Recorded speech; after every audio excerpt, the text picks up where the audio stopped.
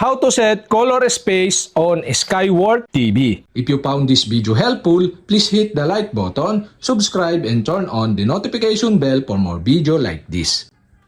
On your remote, press the gear icon. And on your screen, go to gear icon or settings on the upper right side on your screen. In settings, go to display and sounds. In display and sounds, go to picture.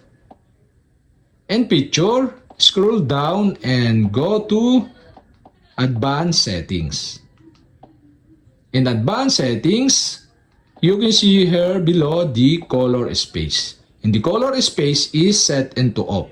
So to set this or change this, go to this and you can see here the option. You can set the color space into auto, DCI-P3, BT2020, sRGB, BT709, Adobe RGB, or you can set into off.